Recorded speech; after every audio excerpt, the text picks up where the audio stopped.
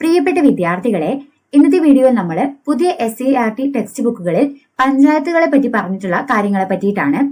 ഇതിനായിട്ട് നമ്മൾ ഇന്ന് എടുത്തിട്ടുള്ളത് 7ാം ക്ലാസ്സിലെ സോഷ്യൽ സയൻസ് ടെക്സ്റ്റ് ആണ്. പുരാതന കാലം മുതൽ നമ്മുടെ രാജ്യത്ത് നിലനിന്നിരുന്ന ഗ്രാമീണ ഭരണ വ്യവസ്ഥയായിരുന്നു പഞ്ചായത്ത്. ഗ്രാമജീവിതത്തിന്റെ സ്ഥിരാകേന്ദ്രങ്ങളായിരുന്നു അവ. പഞ്ചായത്ത് എന്ന് പറയുന്ന പദം ഉണ്ടായിട്ടുള്ളത് പഞ്ച, ആയത് എന്നിങ്ങനെയുള്ള രണ്ട് സംസ്കൃത പദങ്ങളിൽ നിന്നാണ്. പഞ്ച എന്നതിന്റെ അർത്ഥം 5 എന്നും ആയത് എന്നതിന്റെ അർത്ഥം യോഗം അഥവാ സമ്മേളനം എന്നുമാണ്. ബ്രിട്ടീഷ് ആധിപത്യത്തോടുകൂടി ഇന്ത്യയിൽ പഞ്ചായത്ത് ഭരണ സംവിധാനം ദുർബലമാകാൻ തുടങ്ങി. എന്നാൽ 1882 റിപ്പൺ പ്രഭു ബ്രിട്ടീഷ് ഇന്ത്യയിൽ കുറച്ച് പരിഷ്കാരങ്ങൾ കൊണ്ടുവരുന്നത്. ഇത് തദ്ദേശ സ്വയംഭരണ സ്ഥാപനങ്ങൾക്ക് പുതുജീവൻ നൽകി. റിപ്പൺ പ്രഭു 1882 പരിഷ്കാരങ്ങൾ കൊണ്ടുവരുന്നത്. തദ്ദേശ സ്വയംഭരണ സ്ഥാപനങ്ങളുടെ പിതാവ് എന്നറിയപ്പെടുന്നത് റിപ്പൺ പ്രഭുവാണ്. 1935 ഗവൺമെന്റ് ഓഫ് ഇന്ത്യ ആക്ട് നിലവിൽ വന്നത്. ഇതും പ്രാദേശിക ഭരണ സ്ഥാപനങ്ങൾക്ക് കൂടുതൽ അധികാരങ്ങൾ നൽകുകയും അവ പുനഃസംഘടിക്കപ്പെടുകയും ചെയ്തു. ഇതാണ് ചരിത്രം. ഇനി നമ്മുടെ ഭരണഘടനയിൽ നിർദ്ദേശക തത്വങ്ങളുടെ ഭാഗമായി അനുച്ഛേദം 40 പഞ്ചായത്തുകളുടെ രൂപീകരണത്തെക്കുറിച്ച് പ്രതിപാദിക്കുന്നത്. അനുച്ഛേദം 40 നിർദ്ദേശക തത്വങ്ങൾ.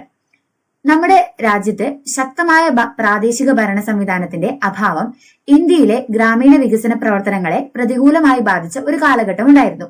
ഇത് പരിഹരിക്കുന്നതിനും പ്രാദേശിക ഭരണ സംവിധാനം ശക്തിപ്പെടുത്തുന്നതിനുമായിട്ട് നിരവധി കമ്മിറ്റികൾ രൂപീകരിക്കപ്പെട്ടു.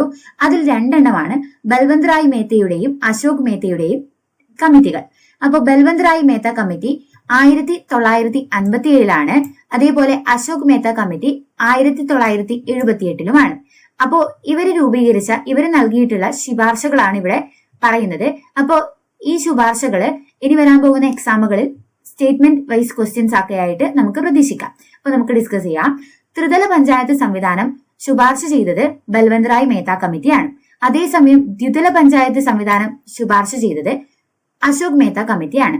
ത്രിതല പഞ്ചായത്ത് എന്ന് പറയുമ്പോൾ ഗ്രാമപഞ്ചായത്ത്, പഞ്ചായത്ത് സമിതി, ജില്ലാ പരിഷത്ത് എന്നിവയായിരുന്നു. ദ്വിതല പഞ്ചായത്ത് എന്ന് പറയുമ്പോൾ മണ്ഡൽ പഞ്ചായത്തും ജില്ലാ പരിഷത്ത് എന്നിവയായിരുന്നു. ആസൂത്രണ വികസന പ്രവർത്തനങ്ങൾക്കുള്ള അധികാരം പഞ്ചായത്ത് സമിതികൾക്ക് മേൽനോട്ടവും സംഘാടനവും ജില്ലാ പരിഷത്തിന് എന്നിങ്ങനെയാണ് ബൽവന്ത് റായ് അധികാരങ്ങൾ കൊടുത്തിട്ടുള്ളത്. അദ്ദേഹത്തിന്റെ കമ്മിറ്റി പ്രകാരം അധികാരങ്ങൾ കൊടുത്തിട്ടുള്ളത്. ആസൂത്രണ വികസന പ്രവർത്തനങ്ങൾക്കുള്ള അധികാരം പഞ്ചായത്ത് സമിതിക്ക്, അതേസമയം മേൽനോട്ടവും സംഘാടനവുമാണ് ജില്ലാ പരിഷത്തിന് നൽകിയിട്ടുള്ളത്. ഇനി അശോക് മേത്ത കമ്മിറ്റിയുടെ ശുപാർശ പ്രകാരം ജില്ലാ പരിഷത്തിനായിരുന്നു ജില്ലാതല ആസൂത്രണ ചുമതല. മണ്ഡൽ പഞ്ചായത്തുകൾക്ക് ഗ്രാമങ്ങളുടെ ചുമതലയായിരുന്നു. ഗ്രാമപഞ്ചായത്തുകളിൽ പ്രത്യക്ഷ തിരഞ്ഞെടുപ്പ് എന്ന ശുപാർശ നൽകിയത് ബൽവന്ത് റായ് മേത്ത കമ്മിറ്റിയാണ്. അതേപോലെ ജില്ലാ പരിഷത്ത്, പഞ്ചായത്ത് സമിതി എന്നിവിടങ്ങളിലേക്ക് പരോക്ഷ തിരഞ്ഞെടുപ്പ്.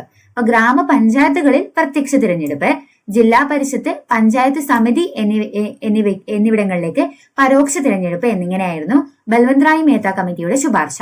അതേസമയം അശോക് മേത്ത കമ്മിറ്റിയുടെ ശുപാർശ പഞ്ചായത്ത് സ്ഥാപനങ്ങൾക്ക് ഭരണഘടനാ സാധുത, പട്ടികജാതി പട്ടികവർഗ സംവരണം. അപ്പോ പഞ്ചായത്ത് സ്ഥാപനങ്ങൾക്ക് ഭരണഘടനാ സാധുത ശുപാർശ നൽകിയ കമ്മിറ്റി അശോക് മേത്ത കമ്മിറ്റി 1978 ഗ്രാമപഞ്ചായത്തുകളിൽ പ്രത്യക്ഷ തിരഞ്ഞെടുപ്പ് എന്ന ശുപാർശ നൽകിയത് ബൽവന്ത് റായ് മേത്ത കമ്മിറ്റിയുമാണ്.